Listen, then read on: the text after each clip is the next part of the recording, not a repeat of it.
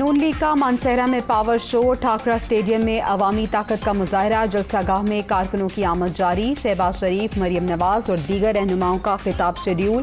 وزیراعظم معیشت کی بہتری کے لیے اتحادی حکومت کے ایجنڈے سے آگاہ کریں گے۔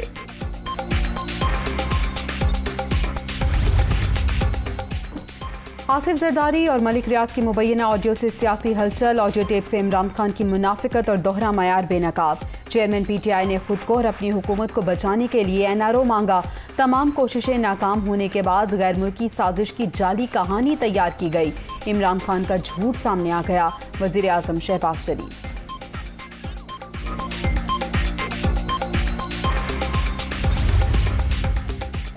تحریک انصاف نے مبینہ آڈیو مسترد کر دی، سوال ہی پیدا نہیں ہوتا، عمران خان کسی سے کہیں ہمارا پیچ اپ کرا دیں۔ یہ لوگ عمران خان کو نیچا دکھانے کے لیے اکٹھے ہو جاتے ہیں۔ انہوں نے نیب قوانین میں ترامیم کر کے خود کو این آر او دیا۔ سپریم کورٹ ذاتی مفاد کے لیے کی گئی قانون سازی کا نوٹس لے، شاہ محمود قریشی کی press conference, P T I کا نیب ترامیم کو چیلنج کرنے کا اعلان۔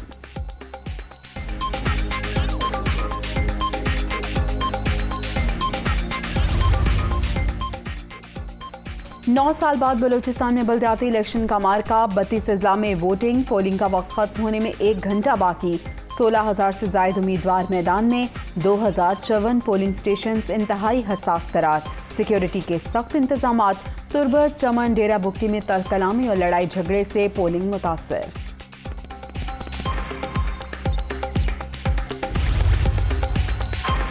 حکومتی حربے قابل مذمت اور ناقابل قبول، مارچ سے پہلے پنجاب اور سندھ پولیس نے خاندانوں کو ہراساں کیا، امپورٹڈ حکومت کی پولیس نے پرامن مظاہرین پر بربریت کی، آئین اور سپریم کورٹ کے احکامات کی دھجیاں اڑائی گئیں، عمران خان۔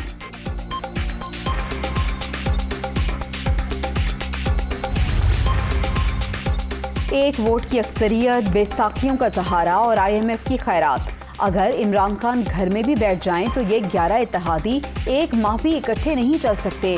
یہ نیب، اے این ایف اور ایف آئی اے میں اپنے افسر لگائیں گے، دنیا کی کوئی طاقت ان کو گھر جانے سے نہیں روک سکتی، شیخ رشید۔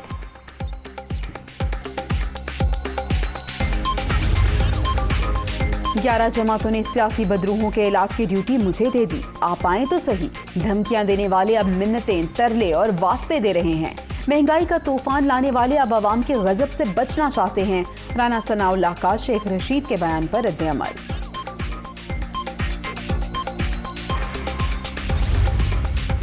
عمران خان کو گرفتار کرنے کا خواب دیکھنے والے اپنی فکر کریں، عوام کے ساتھ آئی ایم ایف کو بھی عارضی حکومت پر اعتبار نہیں، حقیقی آزادی لانگ مارچ کی بھرپور تیاریاں جاری ہیں، جھوٹے مقدمات درج کرانے سے کوئی فرق نہیں پڑے گا، چودھری پرویز الہی۔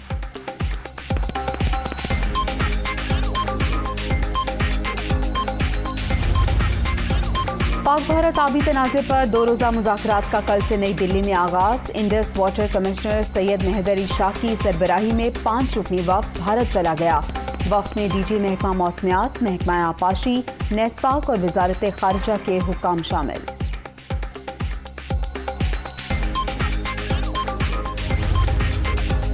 اقوام متحدہ کی امن دستوں کا عالمی دن، پاکستان قیام امن کے لیے سب سے زیادہ تعاون کرنے والا ملک، امن مشنز میں 2 لاکھ سے زائد پاکستانی فوجی حصہ لے چکے، 169 جوانوں نے اپنی جان کا نذرانہ پیش کیا، دنیا بھر نے پاکستانی دستوں کی کارکردگی کا اعتراف کیا، آئی ایس پی آر۔